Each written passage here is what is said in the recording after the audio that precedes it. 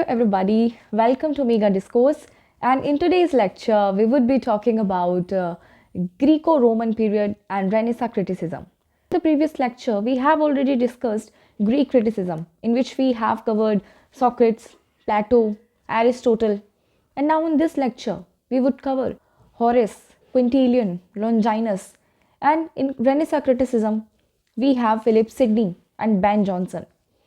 So, after this lecture, we will make another lecture on classical criticism, romantic criticism, we have Victorian and modern criticism. So, I would like you to stay connected with this series of literary criticism.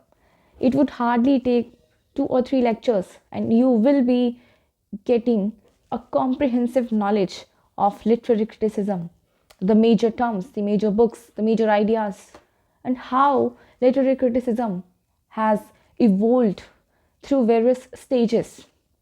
So without any further delay, let us just start our discussion. Around the 1st century BC, our literary and cultural activities were shifted from Alexandria to the Rome. Alexandria is in the Greek. So because of this shifting, our learning got shifted. Now the Romans were rising. They were trying to read the Greek classical writers. They were reading Aristotle, Plato, and Socrates. They were reading their works, their rules, their theories, their criticism, and they were trying to revive that Greek spirit. And that is why these Roman writers like Horace, Longinus, and Quintilian, that is the reason that why this criticism phase as a Greco-Roman period. So now when it comes to Horace, Horace is a Roman poet who belonged to this Augustan age, because at that time the king Augustus Caesar was ruling, and he was very fond of literature, criticism, art, and their courtiers were also very interested in criticism, poetry, literature. So that is the reason that there was a rise of criticism. Now, because of this, there was a kind of moral decline. There used to be poetasters on those times. Poetasters are the people who writes very inferior kind of verse, the verse that does not have that much quality.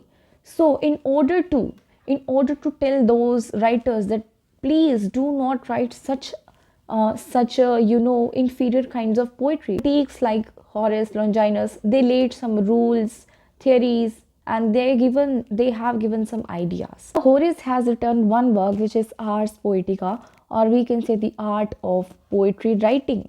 If we talk about the background of this work, now Horace was sitting with his disciples, or we can say pupils, one day, and in those pupils we had one person whose name was Lucius Calpurnius Pisos, and that is why Ars Poetica is also known as, because this work is written in a form of epistle, or we can say in a form of letter. So this work is also known as Epistle to Pisos. Now, from where do we get the name of this work? That this work is known as Ars Poetica.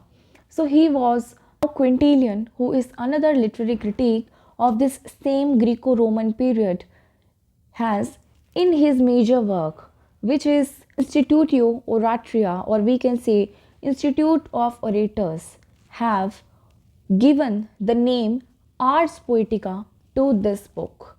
So coming back to Horace, we would say, and the form of this work, we can say that this work is divided into 3 parts. The first part, named Poesis, it deals with the subject matter of a poetry.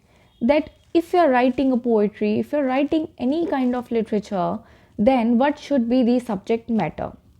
So he says that whatever you are writing, it should be organic whole.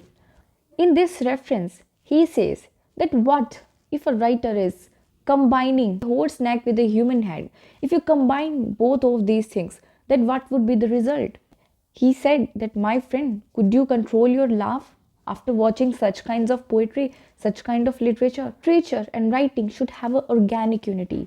It is not that you are just combining different paragraphs, different lines, different words, different ideas from anywhere. it should not be something very random. It should have an organic unity. It should have a unity. It should feel like, yes, this is very properly fitted together. So in a painting, if we are not combining human head with the neck of horse, then we should not also do this similar thing in the literature or in a poetry. So that is why he says, as in painting, so in poem, or we can say pictura poesis. So a picture poesis, or we can say a poetry, is very much similar to a painting. It should have an organic unity. It should be. Then he says that the subject of poetry should be wise. It should be simple, and the words that we are coining are like the leaves of a tree, and in every season the tree loses the leaves and the new leaves gets emerged. So similarly, if a poet is writing a poetry, then he has a poetic license. Now what is poetic license? So whenever I'm writing a poetry, I have a license that I can use new words, I can coin new words, I can use old or dull words, I can compound words, I can make any experiment with the words. So we have a poetic license. He can coin any new word in order to suit his subject matter, because they are like the leaves of a tree. They come and go, and we do not care of such. We are not rigid in that sense. And the words that we are using depends upon their usage. If I am using the word in a proper context, then yes, it is fine to coin new words and use any word. He also says that each genre have its own meters. For instance, the hymns, the lyrics to the god should be written in a lyrical format. And then he says that the epic poetry should be written in iambic hexameter. And also he says that the tragic comedy should be in iambic pentameters. So this is the way he tells that every genre has its own meters and its own diction. He also gives the idea of decorum. Now decorum means appropriateness. If you remember that our teacher used to tell us that please have some decorum in class, maintain this decorum of a class or any place. Now decorum means the appropriateness, that if I'm writing a poetry, then there should be an appropriateness. I should not write any sentence, any paragraph, anything which does not fit together with my whole idea, or we can say the whole picture. So there should be a decorum. It should be appropriate. It should not be something which is very unique and very much strange. Then he also gives the idea of purple patch. Now these are really important terms. Please pay attention to all of them. In purple patch, he says, now purple used to be a color of kings, emperors in those times. It was very expensive, and purple was associated with very expensive ornates, or we can say embellishments, very expensive things. So purple patch means that if I'm writing a poetry or any literature, then I should not write something which is very flowery, or we can say very extravagant. We should use simple language, or we can say the appropriate language which suits. So there should be no purple patches in the writing, in the poetry. There used to be practice where we used to attach a purple piece of cloth to the garments in order to make them look very flowery and fashionable. So we should not do that, because that looks very cheap and vulgar. Later, he also says that poetry's aim is utility dulci. Now, what does this mean? This util means that utility. It's all about that poetry should be useful. It must have some utility. It must have some usefulness. We should not write poetry just for the sake of entertainment. We should write poetry because it should instruct something. It should teach us something. It should give us some lessons. So that is util. And then that is utility. And dulci means that it should give some pleasure, because lesson without any pleasure seems to be too boring. It should delight, it should instruct. So this is the meaning of this util dulci. Now in the second part of this same essay, the part is a poema, which is all about the form of a poem, or we can say the form of a literature. So it deals with the plot first. He says that whether you are inventing a new plot or a new story, or you are using any old plot or an old story, please do so very carefully. If it is old, then please make a poetry in such a way that it should not feel boring. And if you are using a new plot or a new storyline, then you should have some skills, you should have some very professional skills in order to handle that new thing, or we can say that novelty. In the older things, it should not be like a slavish copy, and the news should be handled carefully. And then he talks of characterization, that characters should be true to their type. So he says that if you are if you are representing children, then they should be very playful, happy go lucky kind of children, because children are like that. If I'm representing some boy, then the boy should be high spirited, energetic and pursuing women. If I'm showing Achilles, or we can say some warrior, then that warrior should have a shield, and he should have a shield and a sword, and energetic, very passionate in the battlegrounds. If I'm showing, so they should be true to their type. And in the dramatic style, he says that any dramatist should be very careful that what to show and what not to show on the stage. Moreover, in the form, we have scenes, we have acts, we have characters. He says that there should be no more than 5 acts. Should be 5 acts, no more, no less. There should be 5 acts in every play, and there should be no more than 3 characters in one scene. So this will become very chaotic. And he is against Deus ex machina, which means the interference of God and supernatural things and spirits into the literature. So there should be nothing like that. It seems really absurd, and it is really against the reality. So there should be nothing like that. Even if you are doing it, please do so with very utmost care. He also talks that there should be a proper denouement. Denouement means the ending should be proper, it should be natural.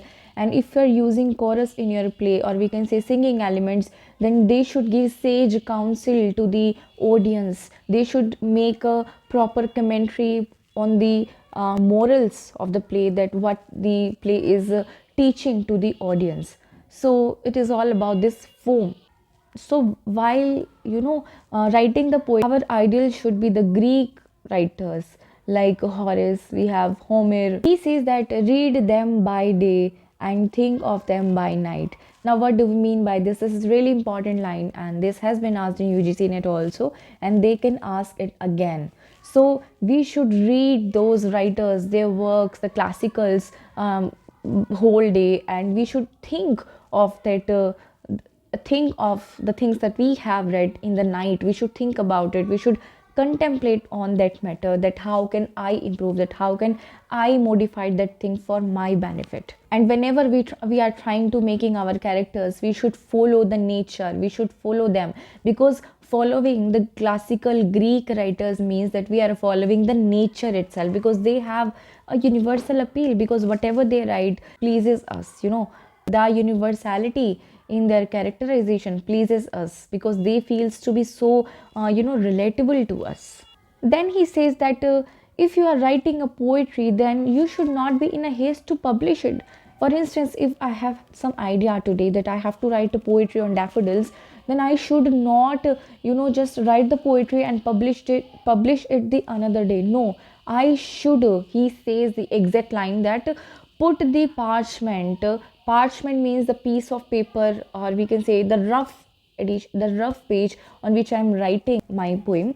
So put the parchment in your desk and store it for 9 years. Now what does this mean? That I should wait at least 9 years before publishing that work, because I have to make it updated, I have to complete it, I have to update it, I have to make different improvements into it. So I should wait before publishing. There should be no hurry, there should be no haste. Now in the third part of Poeta is all about the how a poet should be. It's a very famous line. He said that if you would want me to weep, then you should first weep yourself. He says that if a poet wants the readers to weep, then he should first weep, he should first feel it, and then he should write it. So art of poetry should be all about labor. If there is a poet, he should labor hard, he should toil, and he should revise his editions, he should make improvements, and he should be skillful. And then he says that he should let it stand for over a decade. That means that while you are writing a poem or any work of art, you should wait at least for 10 years, for a decade before publishing it. And whenever we are writing a poetry, our source of inspiration should be sound judgment. It should be sound, it should be just, it should be not, it should not be false, it should not be evil. So a poet is somebody who is a keen observer of man, of manners, of nature. Later he says that great poet have been great prophets. This means that a prophet is somebody who is very spiritual, who knows the reality, who is very, connected to the roots, who knows about good and bad things. So a great poet is somebody who has been a great poet as well. His thinking should be good, he should be clear in his mind. So this is what he says, and he does not talk of perfection, because he says that even good homemade notes. So even if you are writing, you are trying your best and still making some mistakes, then it's fine. Good homemade note means that even some skillful person, homemade, who is skillful, so even a very skillful and perfect person can make mistakes, so there should be no problem. And the last thing he talks of is that good poetry has a power and an appeal, because Orpheus used to be a person who used to charm beast with his music. So similarly, a good poetry have a appeal, it has a power, it has a genuineness, it has some pleasure, it has some instructions. So this is what Horace says about the art of writing. This is all about the Ars Poetica of Horace. And last thing that I want to tell you of this work is, it was Thomas Grant in 1566 who has first translated this work into English, and later onwards we have Ben Jonson in 1640 who has translated this work, and it was published in 1640 posthumously. So other two terms that he gives is ab ovo and in media res. He says that a work should start, or a story should start not from the beginning, not from the ab ovo. It should start from the middle of the things. That means in media res, it should start from the middle. So this is the ideal, we can say, the starting of any poetry. Let's talk about our another literary critic, who is Quintilian. Now Quintilian is not that much important from the point of view of UGC NET, but yes, they have asked about the name of his work first. So let us just talk about this only. So he has written one work which is Institutio Oratoria. Now this work means Institutes of Orators. Now Quintilian was a Roman educator, and he was a rhetorician who was concerned with rhetorics, of how we should speak, of how a good speaker should be, of how a good orator should be. So he talks in this book, which is having 12 volumes. So this work is all about that how the speaking skills, the communication techniques and things like that. He's given a good man theory. Now according to this good man theory, he says that an orator should be a good man, because if you are not good, then you cannot speak, because truth, or we can say truth, gives us power. If you are good, you will speak the truth, and truth gives us power. And if you have power, then your voice will be unshakable. So this might be the logic behind this. So he says that an orator should be a good man, he should be a good speaker, he should be able to articulate his or her thoughts in a well way. And then he says that the message that any speaker or orator wants to convey should be just, it should be true, it should be just, it should be full of justice, it should not be something which is false and corrupted. And then he says that a good orator should serve people, you should work for the people. So this is his good man theory. Now let us just come to the third Greco-Roman critic, who is Dionysius Longinus. Dionysius Longinus has written the work which is On the Sublime.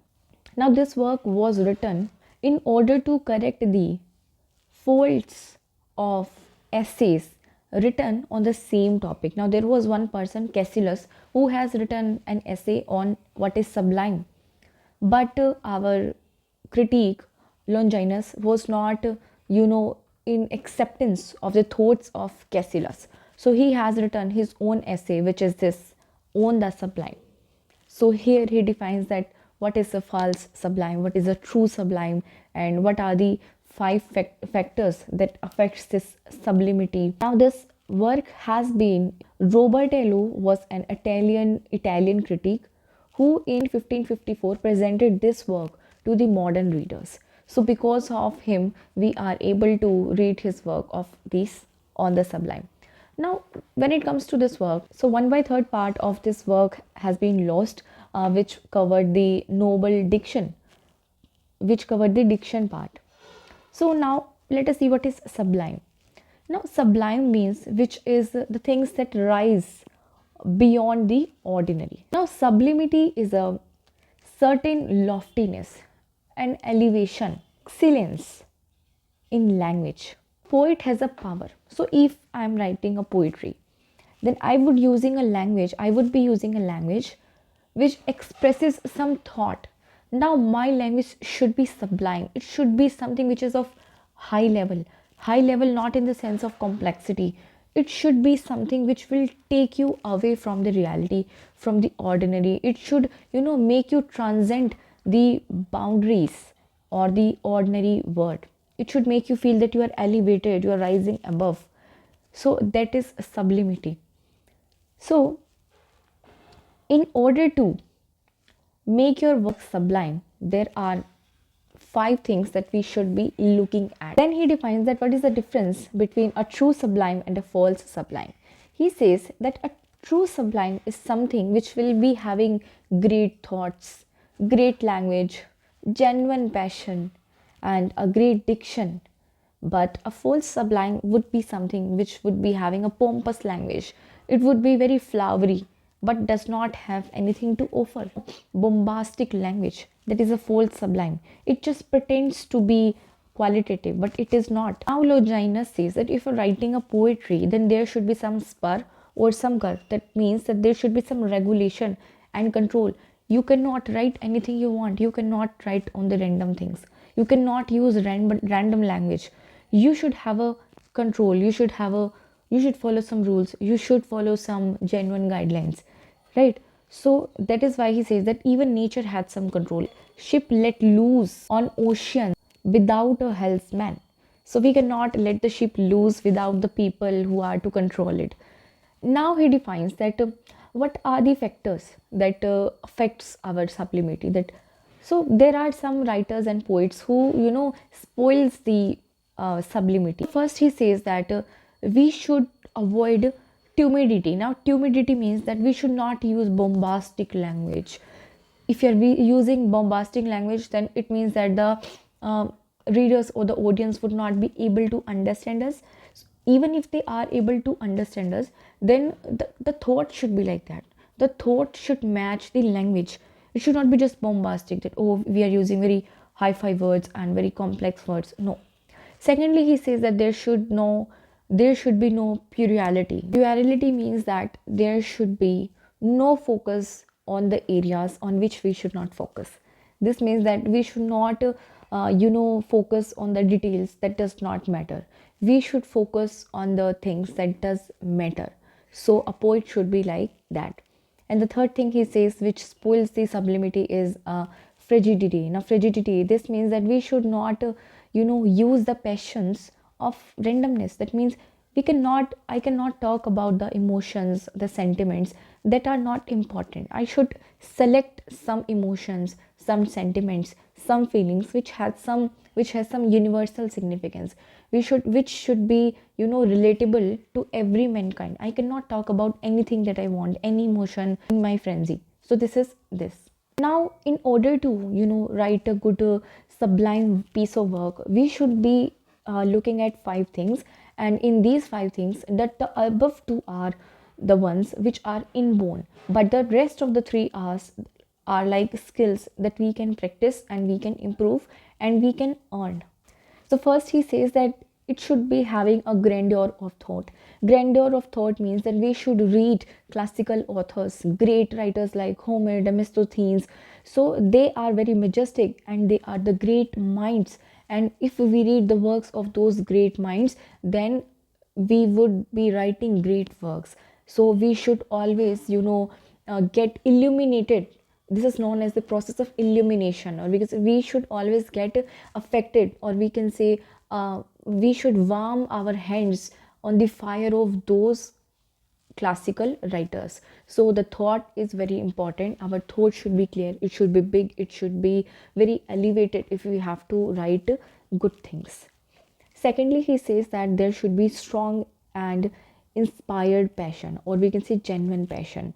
We should not talk about anything which is random, or we can say random passion. It should be wise and it should be very systematic passion. It's not that I have connected various feelings in the way I want. No, it should be systematic, it should be selective.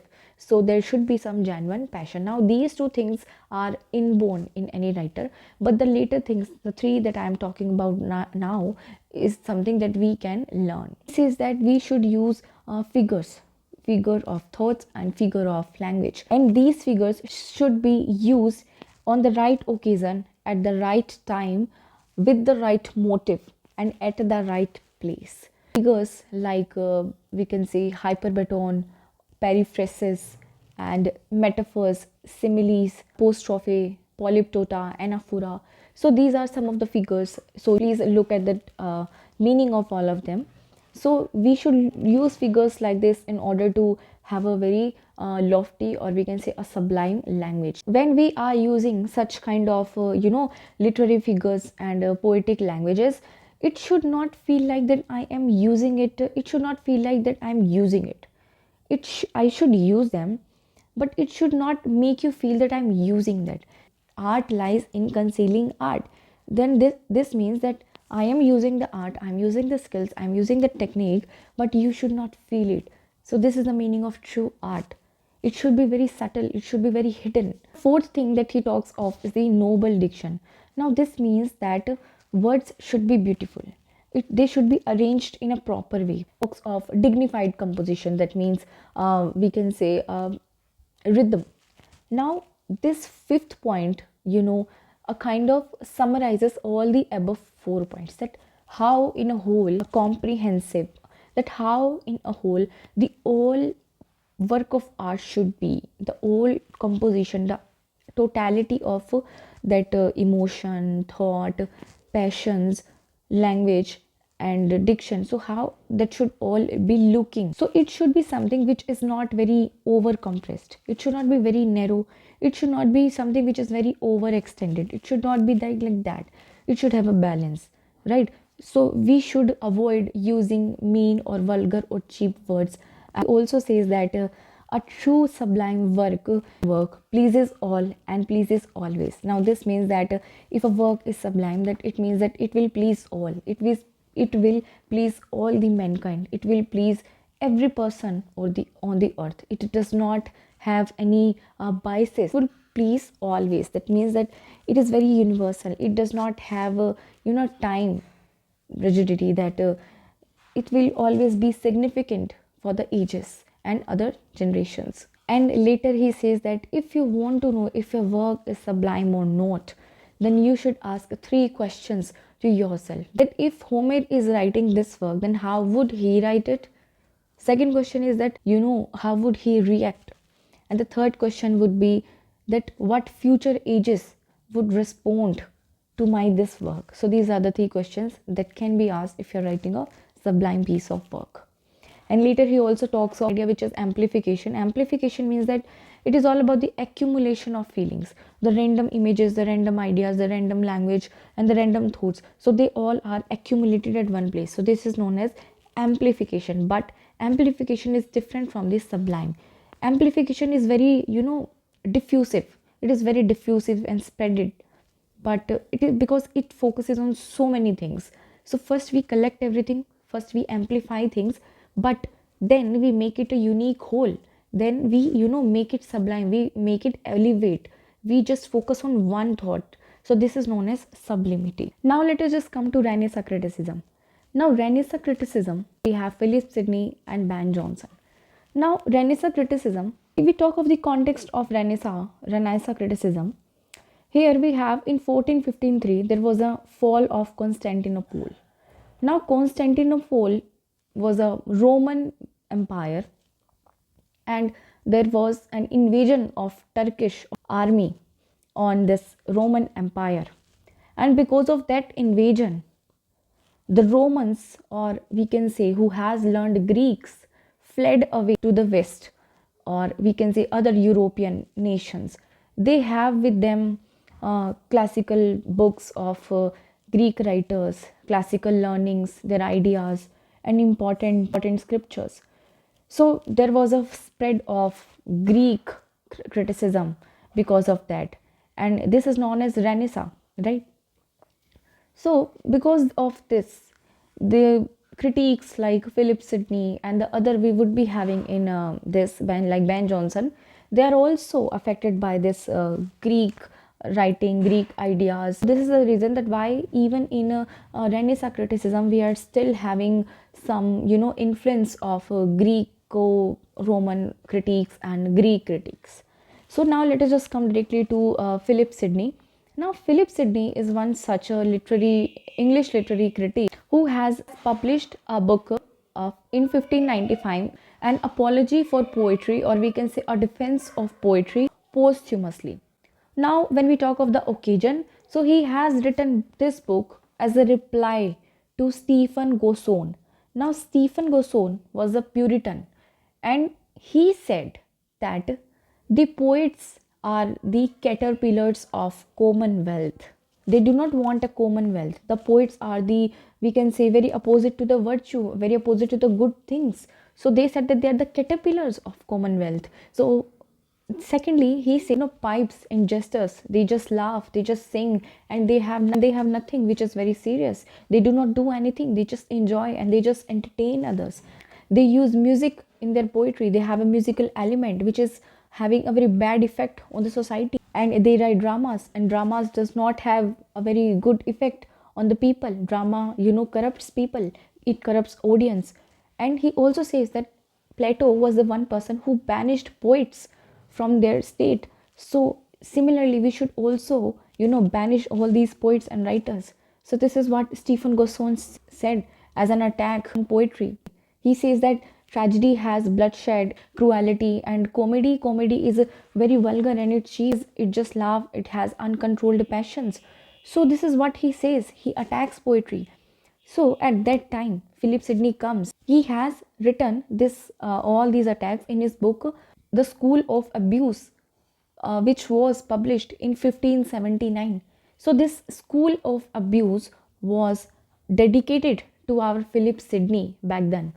So that is why Sidney writes this work, which is an apology for poetry. He now is defending the poetry on all of these things, and he is telling that what a real poetry is, that how you are mistaken on the ideas of poets and poetry. Now he starts the work with the reference to John Pietro Pugliano. Now John Pietro Pugliano was a horseman. Now Pugliano was a Italian riding master. Now he was talking about horsemanship, that horsemanship is an art which is very beautiful. So he was kind of defending that art of horsemanship. So from there Sidney got inspired, and he said that why should I not talk of literature? Why should I not talk of the poetry? I should also defend my poetry because this is also an art. He starts his essay, and then he talks that how poetry is something which gives pleasure, it also gives instruction. So similar to Horace, he says that poetry is something which delights, which gives instructions. So this is which makes the profit with the pleasure. Then he tells that poetry is very antique. This means that poetry is the oldest of all the arts. We have not heard about literature. We have not learned mathematics, history, economics in the beginning first. No, from the start, from the day we were born. So it was the oldest of all the arts. So the poets are the first educators of the mankind. Then he says that there is a universality of poetry, that poetry is universal because in every culture poetry is respected because it deals with emotions, with love, laughter, hate, anger. So these are all universal emotions. So it catches the impulse of all the mankind. So it has a universal appeal. It says that it has a long poetry has a long continuity in the sense that poetry has never disappeared. It was there from Greeks, and from Greeks it came to Greco-Romans, and from Greco-Romans it is shifted to the Renaissance and the other ages. So it has a lasting value. It is always there. There is no gap, there is no break. He says that there is a universal respect and veneration for the poets because poets are honored as weights in Latin, or we can say in Latin language. Now weights means prophets. So if I am calling poets as prophets, that means that how honorable they are because they know so many things. Prophets know so many things. They have a divine inspiration. And secondly, poets are known as makers in Greek language. Makers are somebody who makes, who creates. So now poets are somebody who are creating, who are telling the truths, because someone who is creating, he or she knows the reality as well, because that is why they are creating. They know the different hidden messages. So they have this universal veneration. Here he comes to the definition of poetry. He says that poetry is a speaking picture. Speaking picture. This means that poetry is something which is like a picture and it speaks to us. It has words written in an order, it has feeling, it has impulse, it catches our impulses. So it is a, if we read a poetry, if we read any kind of, if I'm reading any poetry, then that poetry is speaking to me. It will provoke me, it will touch my heart, it will affect my impulses. So it is a kind of speaking picture. If I am reading a poetry, then there is a vivid imagery that I am creating in my mind, in my imagination. There is a vivid image that I am creating. It is a kind of picture that is evolving after reading that poetry. So it is similar to an imaginative representation, and that is why he says that poetry is representing, counterfeiting, and figuring forth. It is imagination creation. It imitates the ideal forms, as we have also read in the Plato. And if we come to the nature and function of poetry, Sidney says that poetry aims at teaching virtue. It teaches us good. It gives us lessons, and through delight, that it gives us lesson, but in the form of happiness, in the form of pleasure. If I'm reading a work and if I'm smiling, it is affecting me, but in the subtle manner, it is kind of teaching me something. So this is the aim of poetry and function of poetry. Then he talks of kinds of poetry. In kinds of poetry, he says that there are three kinds of poetry. The first are the religious poetries. Now these poetries are written for the sake of God. Poetry praises God. And philosophical poetry imparts knowledge. It gives us knowledge. It can be history, it can be economics, it can be politics. So any book. So they just give us the knowledge. Then we have third kind of poetry, which is in which we have poets, we have the makers. They create something, and they create so many things. Now that poetry can be subdivided into many parts, like pastoral, elegiac, lyric, satiric, comedic, heroic, and iambic. So they can be divided into 6 parts. So these are the kinds of poetry. Then he says that poetry is superior to every other kind of knowledge. How? Poetry versus history. He says that history is all about facts. It just tells us what has already happened. It is all about facts. It is all about dates. But poetry is telling the universal truth. It tells us that what should be, what ought to be. It has the knowledge of past, and it tells of the future. It tells of the present. So poetry is more philosophical than history. And then he says that poetry is superior to the philosophy as well. That philosophy is very abstract. It is just about the ideas, the random rambling of ideas.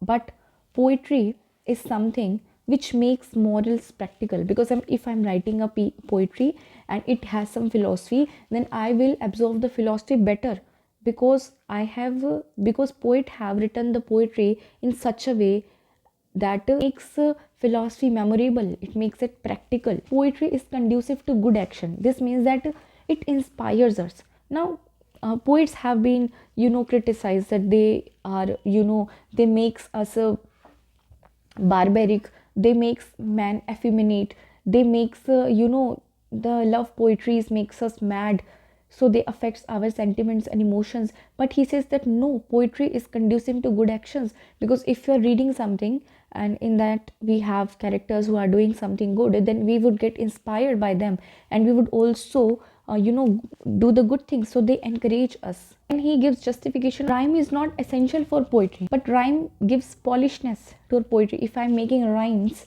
then it will give me it will give the poetry a polishness, some regulations. And because of that rhyme, or we can say tukbandi, we would be able to remember the lines. It will make it memorable, it will make it harmonious, it will give it a musical element. Then there were 4 charges against poetry. He says that poetry is a wastage of time, it is a mother of lies. But Sidney says that poetry is not mother of lies. Now, poetry does not tell us facts, it does not affirm anything, it does not give statements. So if something which is not affirming anything, which is not telling you anything, how would that thing would give lies to you? Or we can say poet never lies, because he does not affirm anything, he does not moralize on anything. Then Jonson said that it is a time wastage, but he says that no, it teaches virtue, it inspires us. Third, Jonson says that it is immoral, that it does not corrupt people. Even camps, the soldiers, and heroic poetry inspires them, because they give them motivation to fight, to go to war. Later, Jonson says that it makes people lustful. But Sidney says that how can a poetry make somebody lustful? Then we should not be blaming only one art, because all art has some sentiments into it. That why should we blame only one art, which is poetry? It is because of the misuse on the part of people that makes it lustful. It depends upon the subjectivity of each reader. And Jonson also said that Plato banished the poets, but he said that no, Plato did not banish the poet from states because the poet is bad or the poetry is bad. He banished the poets because at that time the audience, or we can say the people who were reading the poetry, were misusing poetry. Plato is against the misuse of poetry. He is not against the poet, he is against the misuse of poetry. Why contemporary English poetry and drama is declining? He says that they are declining because there is no genius left. Poets are not toiling hard, they're not working hard, they're not practicing, and there is a lack of morality in the poets right now. Our focus should be on the ancient writers. They do not have any knowledge, they are just imitating, and because of this, the contemporary English poetry is declining. Then he discusses the tragic comedy. He says that why the people are mixing tragic comedy, why you are mixing types with funerals, happiness with the sadness. So there should be no tragic comedy. It is very bad invention on the part of. When he talks of contemporary comedy, he says that comedy is not good nowadays because we do not know the difference between the delight and laughter. We are producing laughter which is cheap, vulgar, but delight is something is permanent. It just makes us laugh whenever we are sitting and we are doing anything work, we're just laughing, we're just feeling it subtle laugh, we're just happy. It is delight. So a poet should also have delight. A poet should focus on the delight element as well, delight element more than laughter. Versification. Now he says that English language is superior to other languages because English language, because it is fit for both quantitative versification and qualitative versification. So this is all about the analogy for poetry. So in Renaissance criticism, we have banned Jonson. Now according to the, now from the point of view of UGC NET, they have not asked any literary criticism question, any question from Ben Jonson as a critique, we would say, but he has given some basic ideas that we should be knowing. Now Ben Jonson is somebody who has written comedies like Volpone, Every Man in His Humor. So he is somebody who prefers comedy to tragedy. His theories are basically written in his works like Discoveries or Timber. So he says that poet is somebody who have a god in him. So poet have a god and he has a divine inspiration. So first of all, we should know that he is a classist in his approach. So he follows the classics. He says that we should follow Homer, Aristotle, Plato. We should, follow them, their rules and things like that. So because the Renaissance criticism was very much flowery, or we can say they were using emotions, feelings, and very ornate and flowery language, then he said that you should not do this. You should be having some rules in your mind. You should have some decorum. You should have some order in your mind. You cannot write things which are not regulated. So he said that there should be some decorum. Now, decorum of Horace and decorum of Ben Jonson is different. Horace said that there should be a decorum in the piece of work, in the language. Language should be fitted together. There should be a unity. There should be decorum in the work. But Ben Jonson says that the decorum should be, for Ben Jonson, decorum is a broad term. For him, decorum means that if you're writing any criticism work or anything, then you should know about the social, historical, and conditions of your age. You should be looking at the big picture and the expectations of audience. So only then you should write. So this is what he said. Later, Ben Jonson also says that we should not hurry if we want to write a good piece of work. So we should not hurry, because he says that if a writer writes a work in a hurry, it just lasts only a day. So we should follow the ancients, and of course he says that ancients are not dictators. We can modify the rules, but in his approach he is very less strict than Sidney, and he put the stress on the unity of action. So this is all about Ben Jonson. If you have find this video helpful, I would like you to subscribe our channel. Now in the upcoming lecture, by tomorrow, we would be dealing with the classical criticism and Victorian modern criticism as well, and we would be finishing this series in 2 days, and then we will playlist of our new playlist of literary theory as well.